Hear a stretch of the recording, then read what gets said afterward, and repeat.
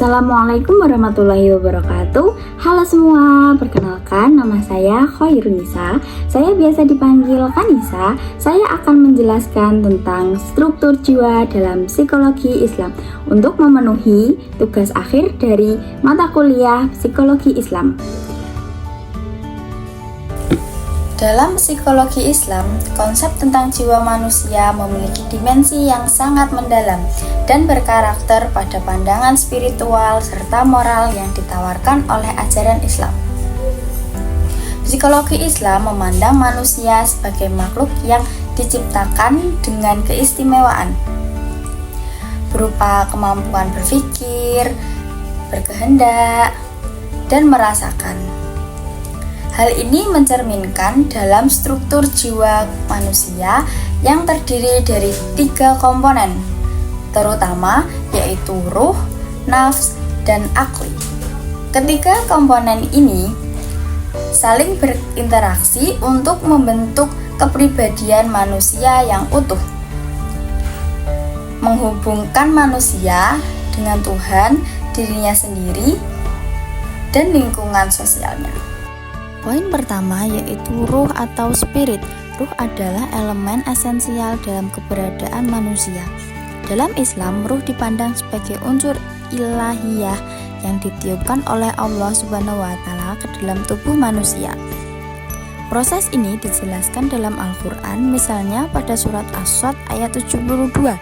Maka apabila aku telah menyempurnakan kejadiannya dan telah meniupkan ke dalamnya ruh ciptaanku, maka tunduklah kalian kepadanya dengan bersujud. Poin kedua yaitu nafs, diri atau jiwa. Nafs adalah bagian dari jiwa manusia yang mencakup aspek emosional, kehendak, dan hasrat. Dalam Al-Quran, nafs sering diartikan sebagai diri atau jiwa yang dapat berperan positif maupun negatif, tergantung pada tingkatannya. Islam mengajarkan bahwa nafs memiliki 3 tingkatan, yaitu nafs al-amarah. Ini adalah tingkatan jiwa yang cenderung pada keburukan. Nafs al-amarah mendorong manusia untuk mengikuti hawa nafsu seperti keserakahan, amarah, dan tindakan yang tidak sesuai dengan nilai-nilai agama. Allah menyebutkan tentang nafs ini dalam surat Yusuf ayat 54, yang artinya, dan aku tidak membebaskan diriku dari kesalahan, karena sesungguhnya nafs itu selalu menyuruh kepada keburukan, kecuali nafs yang diberi rahmat oleh Tuhanku. Sesungguhnya Tuhanku Maha Pengampun lagi Maha Penyayang. Yang kedua yaitu nafs al-awamah. Ini adalah tingkatan jiwa yang mencela diri sendiri ketika melakukan kesalahan. Pada tingkatan ini, manusia memiliki kesadaran moral yang kuat sehingga ia mampu menyesali perbuatan buruk dan berusaha memperbaikinya.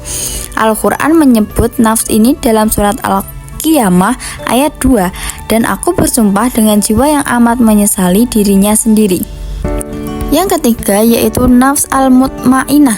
Ini adalah tingkatan jiwa yang paling tinggi, di mana manusia mencapai kedamaian batin dan berserah diri sepenuhnya kepada Allah Subhanahu wa Ta'ala. Jiwa ini mendapatkan penghormatan dari Allah sebagaimana disebutkan dalam surat Al-Fajr ayat 27-30, yang artinya, wahai jiwa yang tenang, kembalilah kepada Tuhanmu dengan hati yang puas, lagi diridhoinya. Maka masuklah ke dalam golongan hamba-hambaku dan masuklah ke dalam surgaku. Nafs al-mutmainah menunjukkan bahwa manusia dapat mencapai kedamaian spiritual melalui ibadah dan pengendalian diri. Poin yang ketiga yaitu akli atau akal. Akli adalah kemampuan intelektual manusia yang membedakannya dari makhluk lainnya. Dalam Islam, akli memiliki fungsi yang sangat penting, yaitu untuk memahami wahyu Allah, membedakan antara yang benar dan yang salah, serta mengambil keputusan yang bijaksana. Dengan akli, manusia memiliki kapasitas untuk berpikir logis, merenung, dan mencari kebenaran. Namun, Islam juga mengingatkan bahwa akli harus selalu dikendalikan oleh nilai-nilai agama, agar tidak disalahgunakan. Akli yang tidak didasari oleh petunjuk ilahi cenderung membuat manusia tersesat, sebagaimana disebutkan dalam Al-Quran, yang artinya Dan mereka berkata, sekiranya kami mendengarkan atau memikirkan peringatan itu, niscaya tidaklah kami termasuk penghuni-penghuni neraka yang menyala-nyala. Surat Al-Mulk ayat 10. Dapat disimpulkan dari ketiga komponen ini, yaitu ruh, nafs, dan akli, saling berinteraksi untuk membentuk kepribadian manusia yang ideal. Dalam keadaan yang seimbang, manusia mampu mencapai kesempurnaan spiritual dan moral. Ruh akan mendorong manusia mendekat kepada Allah. Nafs yang terkendali akan memberikan keseimbangan emosional, dan akli yang sehat akan membimbing manusia pada keputusan yang benar. Namun, jika salah satu komponen ini mendominasi, khususnya yaitu nafs, manusia cenderung jatuh dalam keburukan. Oleh karena itu, Islam sangat menekankan pentingnya ibadah seperti sholat, zikir, dan puasa untuk menjaga keseimbangan jiwa. Melalui muhasabah atau introspeksi diri, manusia diajak untuk terus memperbaiki diri agar ruh dan aklinya dapat memimpin nafs menuju jalan yang benar. Terima kasih saya ucapkan kepada teman-teman semua dan semua yang menonton video yang saya buat. Semoga dalam apa yang saya sampaikan bisa bermanfaat bagi kalian semua. Terima kasih. Wassalamualaikum warahmatullahi wabarakatuh.